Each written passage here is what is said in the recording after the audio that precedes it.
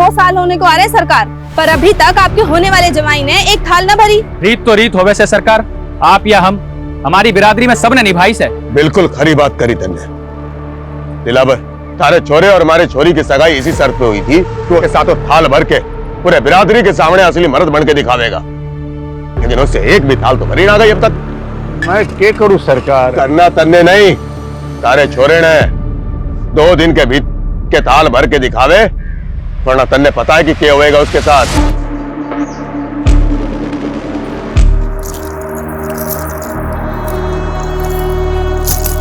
जिंदगी में कुछ कर गुजरने वाले ना इतना ज्यादा नहीं सोचते।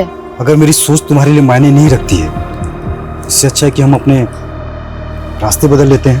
क्या? मैंने तेरा 2 साल इंतजार किया और तू मुझसे कह रहा हम अपने रास्ते बदल ले? जो काम पिछले 2 साल में नहीं कर पाया वो 2 दिन में कर लूंगा। करना पड़ेगा, क्योंकि मैं तेरे बिना नहीं जी सकती। और अगर कोई दूसरा रास्ता होता। दूसरा रास्ता है, लेकिन तुम उस रास्ते पे चलना ही नहीं चाहती। मैं अपने पापा की मर्जी के आगे मजबूर हूँ। और मैं अपने उसूलों के आगे मजबूर हूँ। इससे अच्छा है कि तुम मुझे भूल जाओ।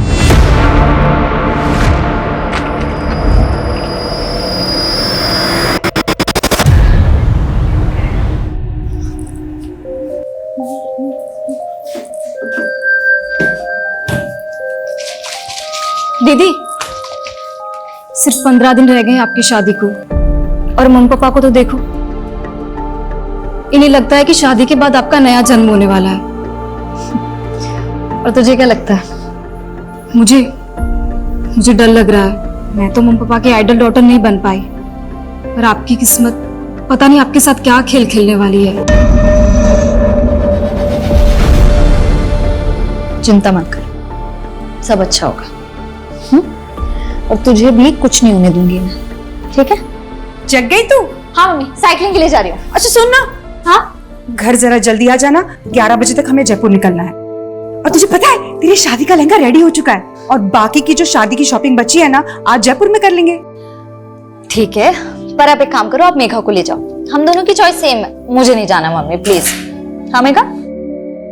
हाँ दीदी। हाँ तो ठीक है ना भाई, तुम और मेघा जयपुर चले जाओ। आज मैं और वर्षा शांति से चेस का मैच खेलेंगे, ठीक है ना? चलो मैं चलती हूँ। ये क्या कर रहा है तू?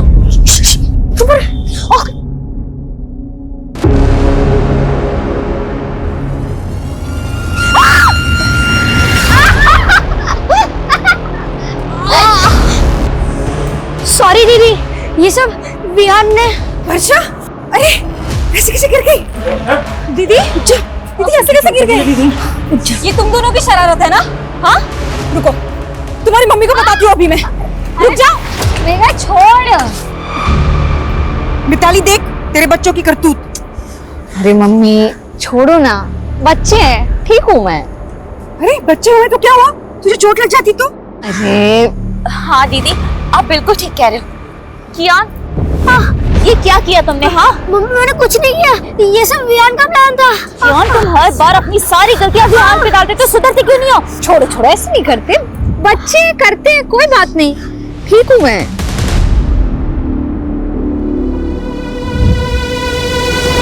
अरे चैंपियन, क्या हुआ? मैंने तुम्हें सेव कर लिया था ना, तब भी गुस्सा हो? वर्षा दीदी, मैं आपसे गुस्सा नहीं, ये सब विहान की ओवर स्मार्टनेस है। और मम्मी विहान की हर मिस्टेक पे मुझे डांटती है। बोला था ना आपको, सौतेली माँ सौतेली ही होती है। अरे नहीं कियान, ऐसे नहीं बोलते। पर मैं हूँ ना। पर आप तो शादी करके अपने हस्बैंड के पास चली जाओगे, क्या आप मुझे अपने साथ नहीं ले जा सकती हो? अगर पॉसिबल होता ना तो जरूर ले जाती, लेकिन तू जानता नहीं है अभी मैं कितनी दूर जाने वाली हूँ। पर आपका फ्यूज तो थोड़ा ही दूर रहता है। तू नहीं समझेगा अभी कि मैं कहाँ जाने वाली हूँ।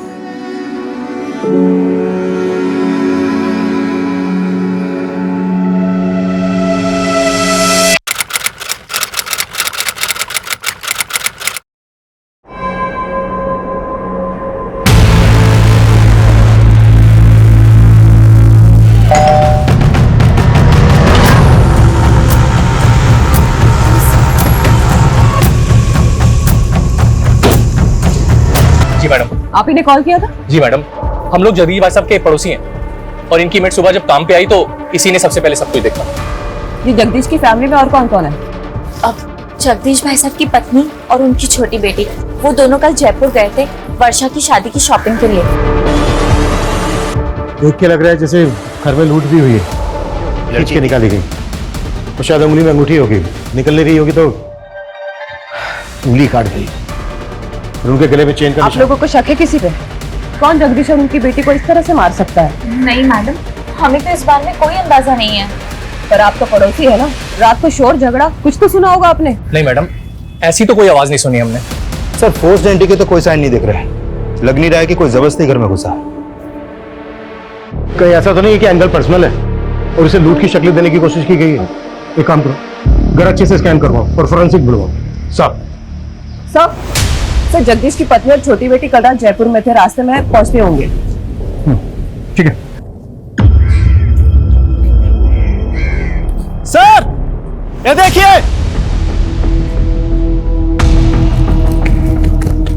सर बच्चों के खेलने वाला वॉकी टॉकी मिला है, खून के निशान है इस पर।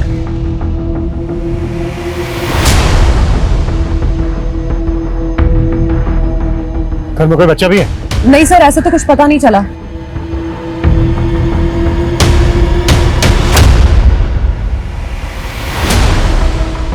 ये लोग कौन है? सर ये पड़ोसी है, इन्होंने हमें कॉल किया था। अरे रुकिए, अरे रुकिए, रुकिए, दो कौन दो, रोको इन्हें, रुकिए, दो कौन दो,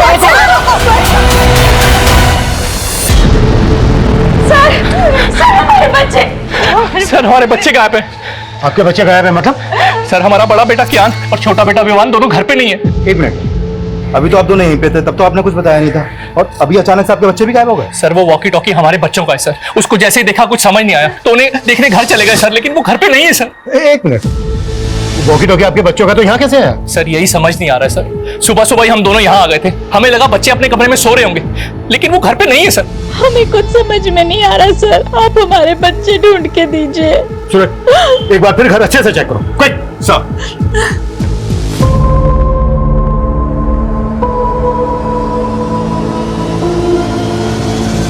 सर पूरा घर चेक कर लिया, बच्चे कहीं नहीं मिले। और सर मुझे तो इन पड़ोसियों की बातें अजीब लग रही है। थोड़ी देर पहले मुझे जगदीश की फैमिली के बारे में सब कुछ बता रहे थे और अब अचानक बोल रहे कि इनके खुद के बच्चे गायब हैं। सर कहीं लोग ड्रामा तो नहीं कर रहे? मतलब क्राइम सीन पर बच्चों की वॉकी टॉकी देखते इनको अचानक से अपने बच्चों की याद आती। ये लोग ड्रामा कर रहे हैं, तो हमें पता करना होगा इनका और इनके बच्चों का इन मर्डर से क्या लेना था। आप लोगों को शक है किसी को? कुछ समझ में नहीं आ रहा, पता नहीं ये सब कुछ कैसे हो गया। आपके जो ये पड़ोसी हैं जो अभी भी गए, कैसे लोग हैं? आपको इन पर कोई शक वगैरह? ये लोग, आप ऐसा क्यों पूछ रहे? ये इत्तेफाक हमें काफी अजीब लग रहा है कि आपके पति और आपकी बेटी का मर्डर हुआ और उनके साथ ही इनके दोनों बच्चे गायब भी हो गए। उन दोनों बच्चों का आपके घर आना जाना था क्या? हाँ, वर्षा दीदी को वो काफी पसंद थे। आपकी वर्षा और जगदीश के साथ आखिरी बार बात कब हुई? रात को 9 साढ़े 9 बजे उनसे बात हुई थी, तब तो सब कुछ ठीक था। पता नहीं रात में क्या हो गया। मैडम यही कियान और वियान का रूम है, रात को दोनों यहीं सोए थे। आपने रात में आखिरी बार कब देखा था बच्चों को? रात को 10:30 बजे वो बिस्तर पे चले आते, मैं खुद उन्हें यहाँ सुला कर गई थी। उसके बाद सुबह 7 बजे जगदीश भाई की मेड ने आके हमें जगा दिया और उसके बाद हमें बच्चों को देखने का मौका ही नहीं मिला। लेकिन आपके बच्चे ऐसे कैसे गायब हो सकते हैं? भैया आप लोग हमसे कुछ छुपा तो नहीं रहे? नहीं मैडम, हम आपसे कुछ नहीं छुपा रहे, पता नहीं हमारे बच्चे किस हालत में, प्लीज हमारे बच्चों को ढूंढ के दीजिए। सर इन दोनों बच्चों का कहीं कुछ पता नहीं चल पा रहा है। आस पड़ोस में ऐसा कोई भी विटनेस नहीं मिला है जिसने बच्चों को या फिर किसी संदिग्ध को यहाँ पर देखा हो। एक तरफ एक ही फैमिली के दो लोगों का मर्डर और लूट, और दूसरी तरफ इसी मोहल्ले के दो बच्चों का गायब होना। ये क्रिमिनल का मकसद मर्डर और लूट ही था या फिर बच्चों को गायब करना? नहीं मैडम, हमारी किसी से कोई दुश्मनी नहीं है। हो सकता है आपके बच्चे किडनैप हो गए और आपको फिरौती के लिए कॉल आया। मैडम मेरी एक छोटी सी दुकान है, ना मेरी खुद की कोई प्रॉपर्टी है और ना मेरी कोई बड़ी जायदाद है, कोई क्यों मेरे बच्चों को किडनैप करेगा?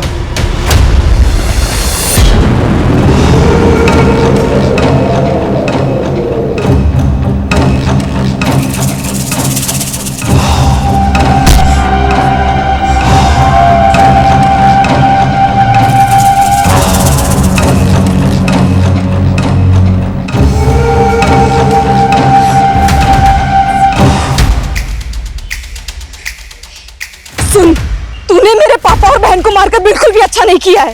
बहुत सह लिया मैंने तुझे, बहुत। अब तू देख, तुझे छोड़ूंगी नहीं मैं। तूने मेरे पापा और बहन को मारकर बिल्कुल भी अच्छा नहीं किया है। बहुत सह लिया मैंने तुझे, बहुत। तुझे छोड़ूंगी नहीं मैं।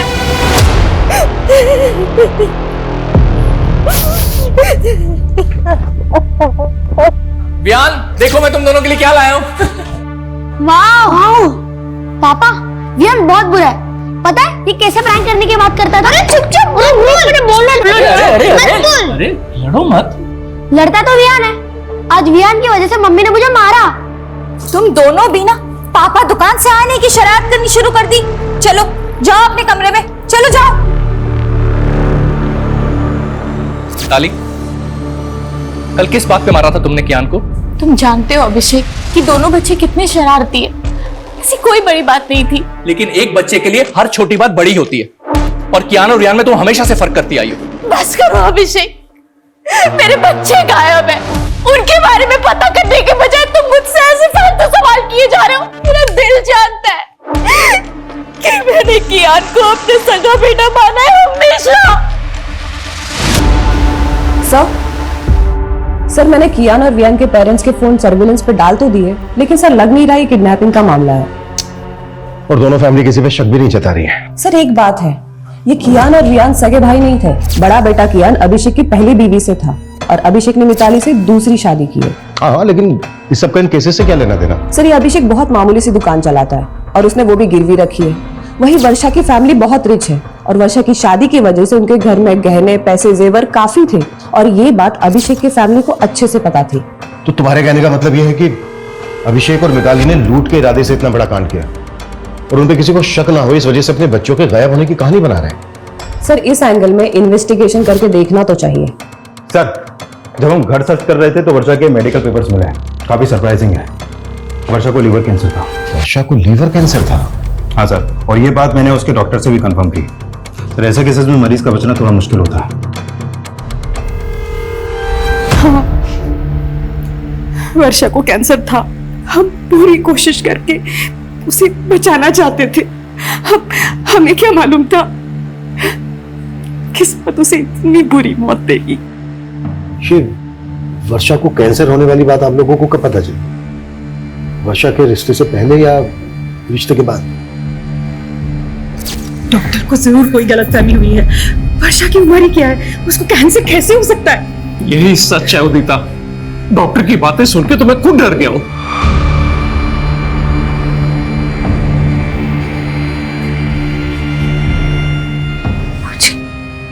कैंसर है। अरे नहीं बेटा, वो डॉक्टर को जरूर कोई गलतफहमी हो गई होगी।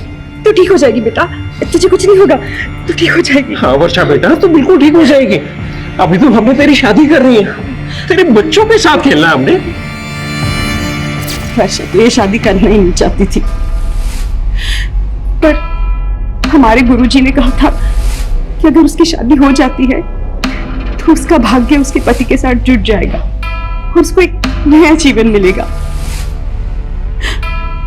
लेकिन आपने वर्षा के होने वाले पति और उसकी फैमिली से वर्षा को कैंसर की बात छिपाई। पर हमने नहीं सोचा था कि हमारी बेटी इस तरह हमें छोड़ के चली जाए। सूरज, यस सर, वर्षा के होने वाले पति और उसकी फैमिली की बैकग्राउंड पता करवाओ। सर, सवाल ऑब्वियस है, कहीं वर्षा के होने वाले पति और उसकी फैमिली को पता तो नहीं चल गया था कि वर्षा को कैंसर है? ये बात वर्षा की फैमिली ने उनसे छुपाई है। पर अगर ऐसा था तो रिश्ता तोड़ सकते थे। क्या इसके लिए वो दो मर्डर करेंगे? अब ये केस सिर्फ डबल मर्डर केस और लूटपाट का नहीं रह गया है, इसमें दो बच्चों के मिसिंग होने का मामला भी जुड़ गया है और हमारा चैलेंज भी दुगना हो चुका है।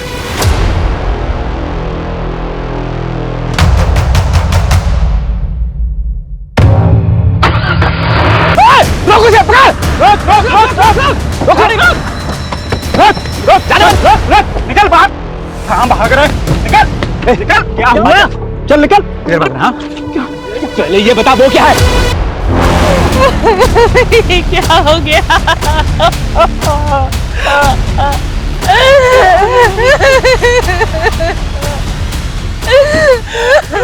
सर, ये देखिए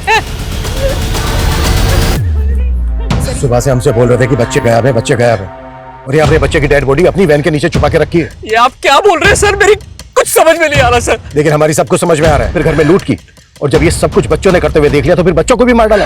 ये आप क्या बोल रहे हैं सर? फिर तूने अपनी वैन यहाँ पर छुपा के क्यों रखी है? मैं तो रोज ही गाड़ी यहाँ पार्क करता हूँ। जिसने भी मेरे बच्चे को मारा होगा जानबूझकर मेरी ही गाड़ी के नीचे बॉडी छिपा दी होगी। अब तेरी पोल खुल गई तो तू कहानी बना रहा है। उसकी जींस में तो था मेरे एक बच्चे की लाश पड़ी है, मेरे दूसरे बच्चे का हाथ पता नहीं है, और अब हमें सुनाए जा रहे हैं हम हमारे बच्चे को क्यों मारेंगे? क्यों मारेंगे?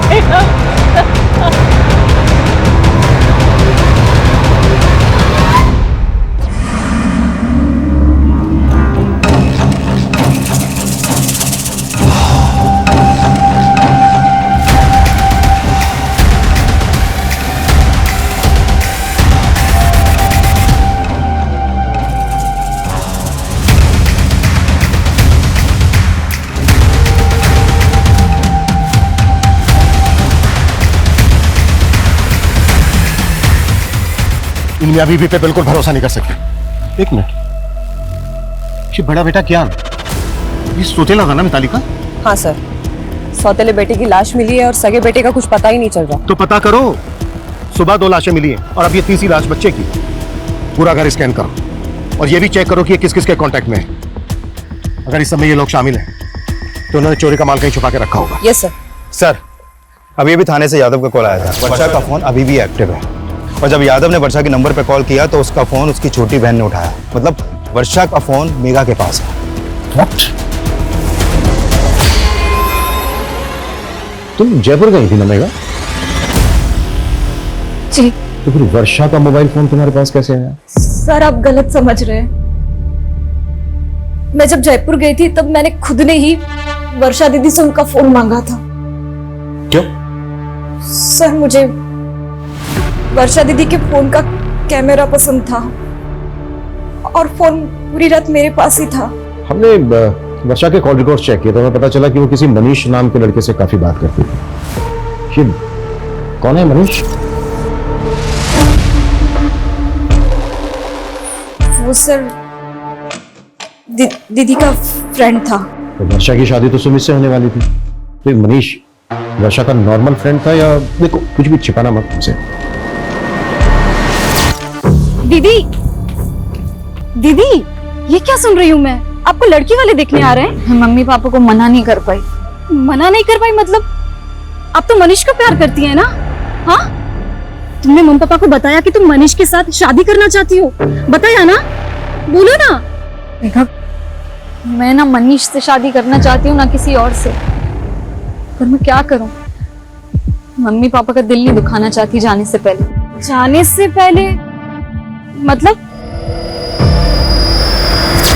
मुझे तो यकीन ही नहीं हुआ कि दीदी को कैंसर है। सर, दीदी मनीष को झूठी होप्स नहीं देना चाहती थी, इसलिए दीदी ने मनीष के साथ ब्रेकअप कर लिया। मनीष को पता था कि वर्षा को कैंसर था? नहीं, और दीदी ने मुझसे प्रॉमिस लिया था कि मैं मनीष को कुछ भी ना बताऊं। तो फिर वर्षा मनीष के साथ इतनी बातें क्यों करती थी?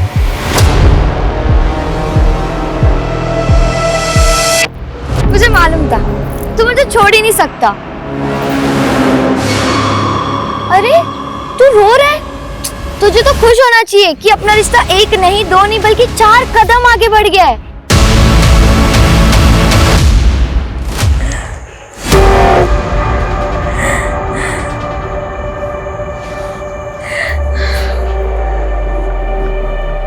अभिषेक जी, आपका फोन दिखाइए। फोन में आपको क्या देखना है मैडम? आपका फोन दीजिए प्लीज। ये लीजिए। मेरी तो समझ में नहीं आ रहा मैडम कि मेरे छोटे बच्चे को ढूंढने की बजाय आप लोग मेरे घर में और मेरे फोन में क्या ढूंढ रहे हैं? ये लीजिए, और हमें बिना बताए कहीं जाएगा मत।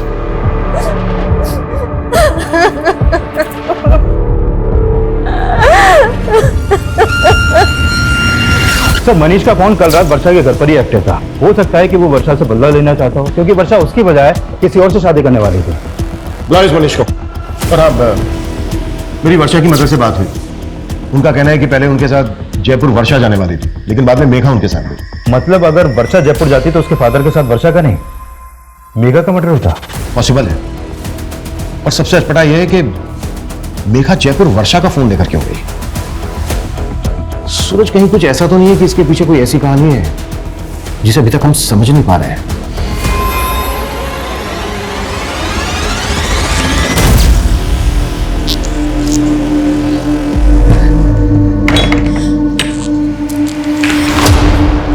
कहाँ से आ रही है तू इतनी रात को?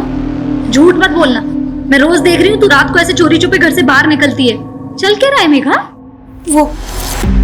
वो दीदी,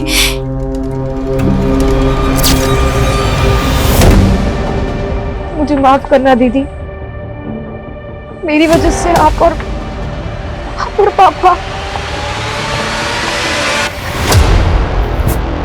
जितना टाइम लेगा ना सच कबूल करने में, उतनी ज्यादा दिक्कत होगी तुझे। सर मैं वर्षा से प्यार करता था सर, उसे मारने के बारे में सोच भी नहीं सकता। झूठ मत बोल। रात के 1 बजे तक तेरा मोबाइल फोन वहीं पर एक्टिव था। एक लड़की तुझे रात को अपने घर बुलाएगी, वो भी तब जब उसके फादर घर पे हैं। 15 दिन बाद उसकी शादी होने वाली है। पता है तुझे ना क्यों कहा था उसने? नहीं सर। क्योंकि कैंसर था उसको। वो नहीं चाहती थी कि शादी के बाद तू खो दे उसको, और तूने मार दिया उसको। ये क्या बोल रहे हैं आप सर? उसने मुझे बताया भी नहीं सर, उसे कैंसर था। अब अगर तुझे पछतावा हो रहा है तो सच कबूल कर ले कि तूने ही मारा है उसको, जबकि उसने तेरा कभी बुरा नहीं चाहा। सर मैंने भी वर्षा का कभी बुरा नहीं चाहा सर।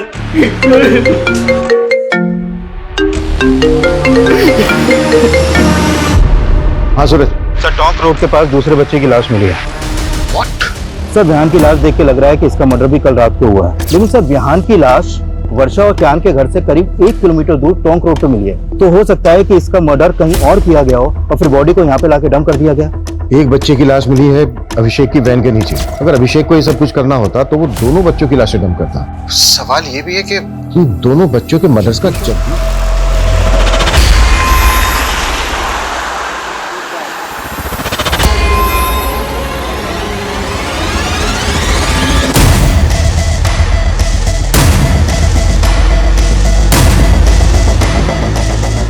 आओ आरती।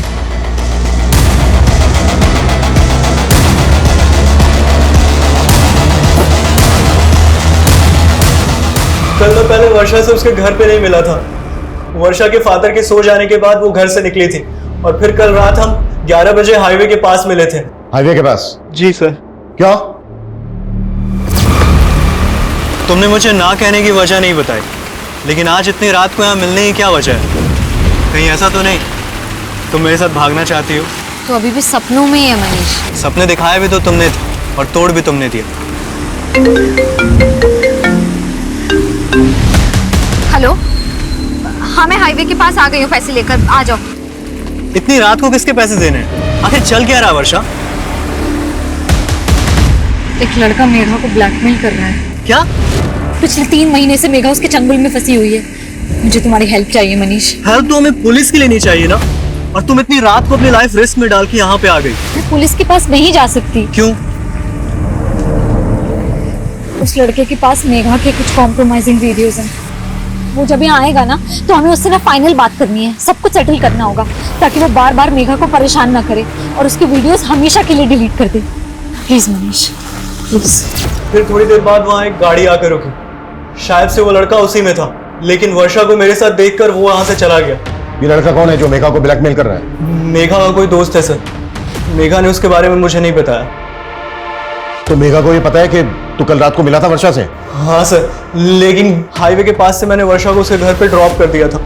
उसके बाद वर्षा और उसके फादर को किसने मारा मुझे कुछ नहीं पता सर। मर्डर सिर्फ वर्षा और उसके फादर का ही नहीं हुआ है, बल्कि वर्षा के पड़ोस के 2 बच्चों का भी मर्डर हुआ है। बच्चे? एक मिनट सर, जब मैंने वर्षा को ड्रॉप किया था तब मैंने कुछ देखा था।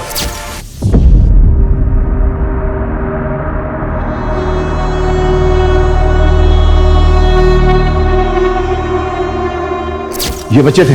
हाँ सर, यही दोनों बच्चे थे। क्या कर रहे थे वहां पर? नहीं मालूम सर। मैं आपको सच बताने की हिम्मत नहीं कर पाई। पर मुझे सुबह से ही लग रहा था कि उसी ने ही दीदी और पापा को मारा होगा। कौन है वो लड़का? देवांश। कौन देवांश? सर मैं उसे एक पार्टी में मिली थी, वहां मेरी उससे दोस्ती हुई थी और एक दिन उसने मेरी ड्रिंक में कुछ नशे की दवा मिला दी और सर मेरा रेप कर दिया। और सर उसने मेरा वीडियो बना लिया। मैंने तुझ पे भरोसा किया, तूने मेरा रेप किया। और ये वीडियो डिलीट कर ये वीडियो। डिलीट तो हो जाएगा पर पैसे लगेंगे वरना वायरल हो सके। सर मैं पिछले 3 महीनों से उधार मांग कर उसको बहुत पैसे दे चुकी हूँ और एक दिन वर्षा दीदी को ये सब बातों का पता चल गया। पहले क्यों नहीं बताया मेघा? रो मत। हाँ? दीदी मैं बहुत डर गई थी। चिंता मत कर, मैं जानती हूँ अच्छे से ऐसे लड़कों को कैसे हैंडल करना है ना, मैं देखती हूँ। रो मत। और सर कल रात को भी उसने मुझसे पैसे मांगे थे और दीदी ने मुझे जयपुर भेज दिया और बोला कि वो सब कुछ यहाँ हैंडल कर लेंगी। मुझे बिल्कुल भी नहीं मालूम था सर कि दीदी और पापा के साथ ही ये सब हो जाएगा। ठीक है, संभालो अपने आप को और इसका हमें मोबाइल नंबर, एड्रेस, पूरी डिटेल्स दो। सर मैं उसको पार्टी में मिली थी, मेरे पास बस उसका फोन नंबर है।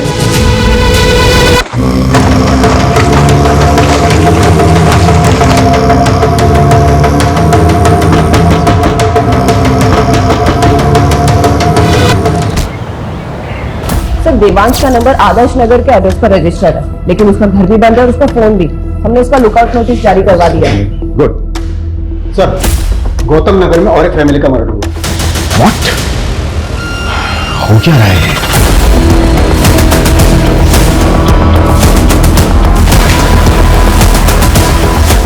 आइए। तो यहाँ पड़ोसी ने बताया कि इनके ज्यादातर रिश्तेदार आउट ऑफ कंट्री हैं और ये गुलशन भी किसी गल्फ कंट्री में काम करता था। अभी कुछ दिन पहले ये यहाँ आया था। मॉडस ऑफ ऑपरेंडी बिल्कुल एक जैसी है। जिस तरह से वर्षा और उसके फादर को मारा गया, उनके घर में लूट की गई। लगातार 2 रातों में 2 क्राइम्स, वो भी एक ही तरह से। रिया, यस सर। पता करो वर्षा और उसकी फैमिली का इस फैमिली के साथ कोई कनेक्शन है क्या? क्विक। Yes sir.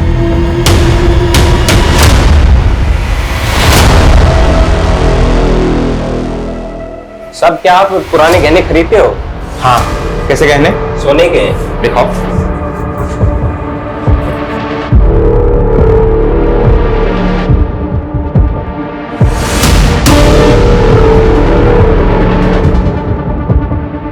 बिल है तुम्हारे पास? अरे नहीं साहब, पुश्तैनी गहने हैं। अच्छा, अभी दुकान में नगद कम है, मैं इंतजाम करता हूँ। तुम तब तक इंतजार करो, चलेगा ना? चलेगा साहब, चलेगा। सर मैंने वर्षा की मदर और सिस्टर से बात की, लेकिन वो दोनों भी इस फैमिली के बारे में कुछ भी नहीं जानती। लेकिन मुझे स्ट्रांगली फील हो रहा है कि दोनों क्राइम्स में एक ही तरह के क्रिमिनल्स इन्वॉल्व हैं।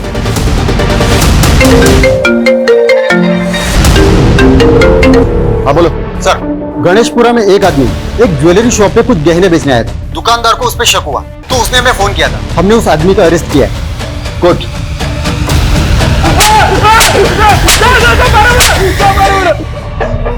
साहब मैंने चोरी नहीं करी साहब, आप बेवजह परेशान कर रहा साहब। झूठ बोलता है साहब चोरी नहीं करी साहब। अगर तूने चोरी नहीं की तो इतने महंगे गहने कहां से आए तेरे पास? साहब मैं तो कबाड़ा बेचता हूँ साहब, कबाड़ी खोज में इधर उधर गया था, मेरे को तो पड़े हुए मिले थे रास्ते में साहब।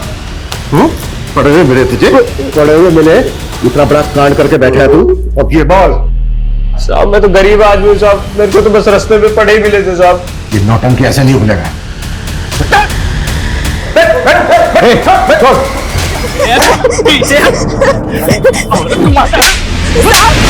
साहब ये मुझे रोज मारता पीटता है साहब, इसे जेल में डाल दो। जेल में?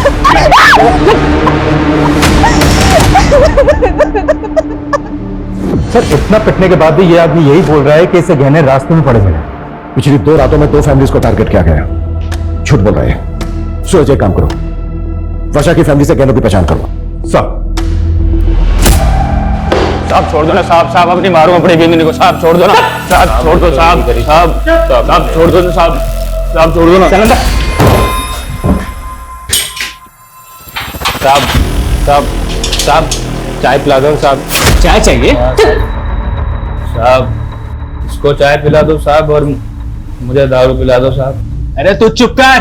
साहब चाय ना दे सको तो कम से कम चद्दर दे दो साहब। साहब साहब चाय पिला दो साहब, ठंड लग रही है साहब, चद्दर दे दो। ये गहने देख के बताइए कि ये उन्हीं गहनों में से हैं जो आपके घर से गायब हुए? ये तो वर्षा की चेन, कंगन और भाई है। झूठ बोल रहा है? दादा ताला खोल। कैसा? उन्होंने हमारी नींद हराम कर रखी और तुमने सोने दिया इसको? ऐसा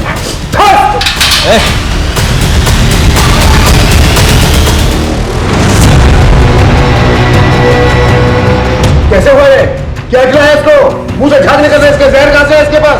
सर जहर के बारे में मुझे नहीं पता, बल्कि सर ये चाय मांग रहा था, हमने चाय भी नहीं दिया। सर ये बोल रहा था कि इसे ठंड लग रही है। सर ठंड से मचाएगा ज्यादा, वो भी इस मौसम में? एग्जैक्टली क्या हुआ था? सर मैंने लॉकअप के अंदर एक शराबी को बंद किया था।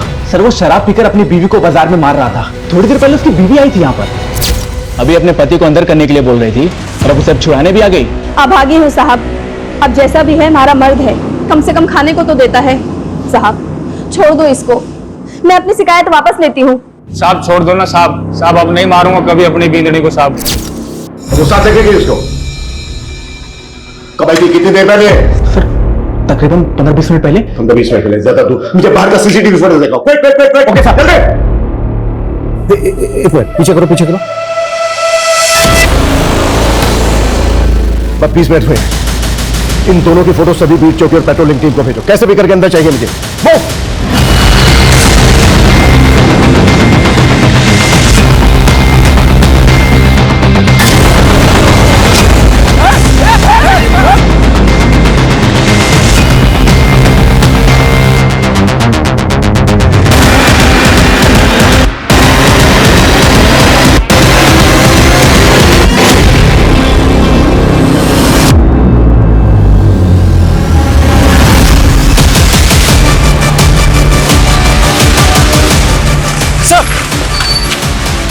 सर इस तरफ।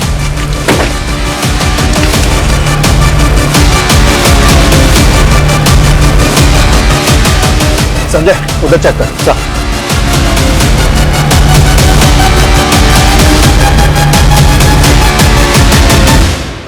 देख अब हम इनसे बच नहीं पाएंगे, तू कबीले पहुंच, मैं इनका ध्यान भटकाता हूँ। आप अपना ध्यान रखना। मैं ख्याल रखूंगा, तू पहुंच।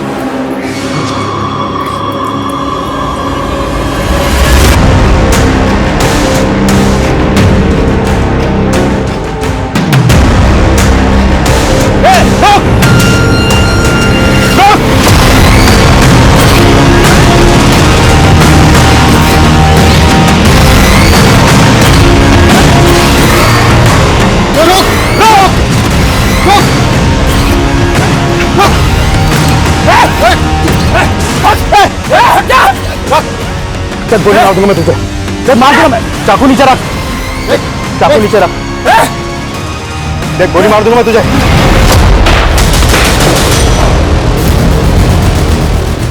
हमारी लापरवाही की वजह से इतने अहम गवाह ने हमारी कस्टडी में जान दे दी, दूसरी ने जीभ काट ली। कर क्या रहे थे तुम लोग?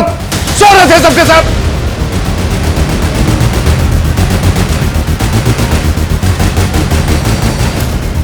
ये कोई आम लोग नहीं है, बहुत खतरनाक गिरोह है। इतना खतरनाक कि इन्हें अपने गिरोह के लिए अपनी जान की भी परवाह नहीं है।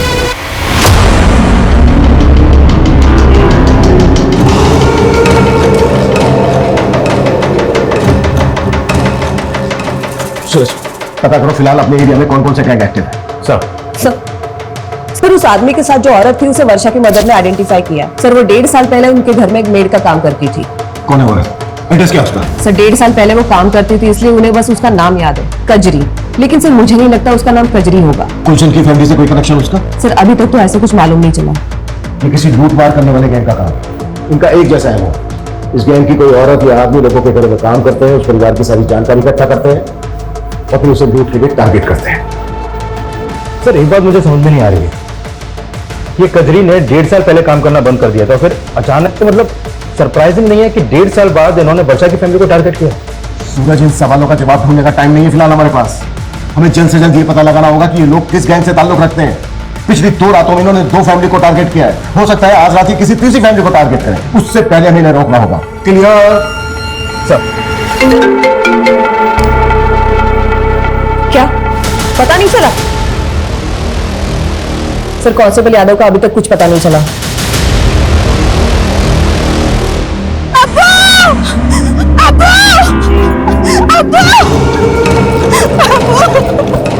क्या हुआ गजरी? हमारे आदमी ने तो जमशेद को थाने में जहर देके मार दिया, लेकिन वो खुद पकड़ा गया अब्बू। क्या? पर उसने अपनी जुबान काट ली। फवाद!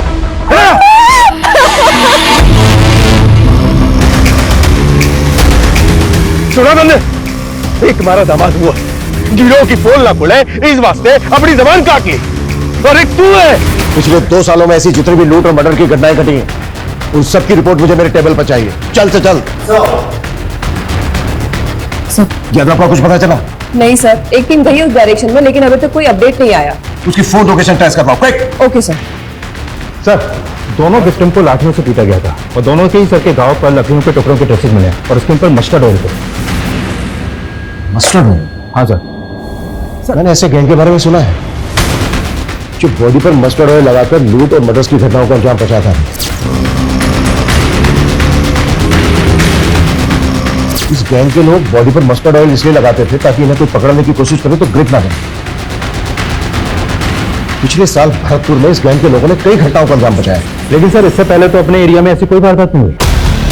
आमतौर पर इस गैंग के लोग शहर के आउटस्कर्ट्स में आकर बस जाते हैं। आई थिंक 7 मारू नाम था इस गैंग का। सूरज, शहर का जितना भी भारी एरिया है सब जगह अपनी टीम भेजो, quick. Sir, Sanjay. Sir, Yadav ji का फोन नेटवर्क में नहीं है। शिवगढ़ के जंगलों के पास उनका फोन लास्ट एक्टिव है। शिवगढ़?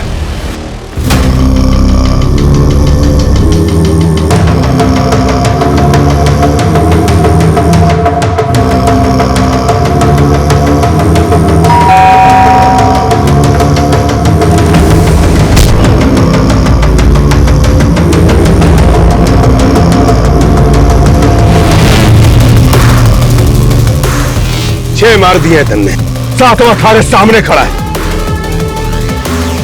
जा मार दे इन्हें और बन जा मारा जब आई।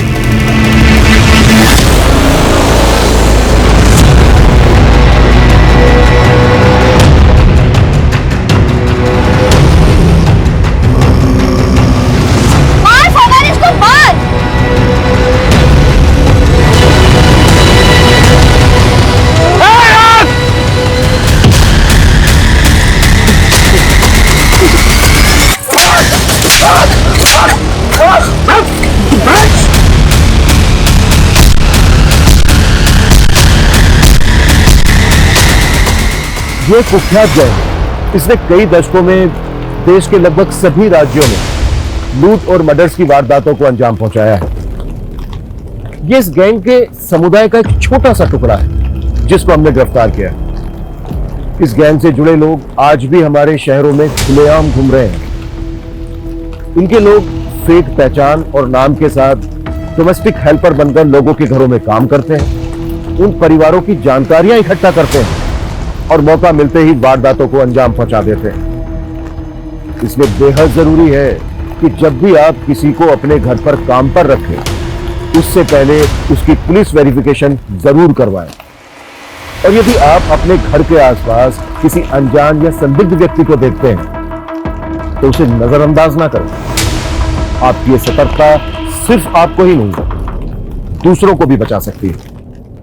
जय हिंद। क्राइम पेट्रोल्स के और भी दिलचस्प कहानी देखने के लिए हमारे चैनल को सब्सक्राइब करें और बेल आइकॉन दबाना न भूलें।